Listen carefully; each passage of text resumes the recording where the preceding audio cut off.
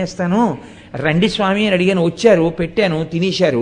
తేనె లేదు కాబట్టి తేనె లేని దానికి పచ్చివి పెడితే బాగుండదని మళ్ళీ అగ్నిహోత్రంలో పడేశాను. బాగా కాలిపోయాయి, అవి పెట్టాను, ఆయన తినేశారు, నేను తినేశాను. తండ్రికి ఎక్కడ లేని కోపం వచ్చింది. చెట్టుకు పెట్టావా, తిన్నాడా వెంకటేశ్వరుడు? ఆయన అమాయకత్వం ఆయింది. ఎంత పనిచేశావురా అని ఆ చేతిలో కత్తి ఒకటి పట్టుకుని వెళ్ళాడు ఆయన. ఆ కోపంలో ఒళ్ళు తెలియకుండా కత్తెత్తి పిల్లాన్ని కొట్టబోయాడు.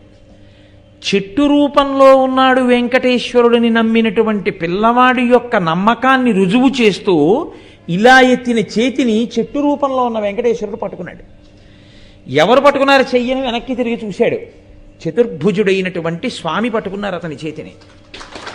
ఆయన చూసి కాళ్ళ మీద పడిపోలేదు, స్తోత్రాలు చేయలేదు. స్వామి మీకు పెట్టకుండా తినేశాడు, వాడిని కొడదాం అనుకున్నాను అన్నాడు. ఆయన నడవడం ఒక పెట్టి తిన్నాడు.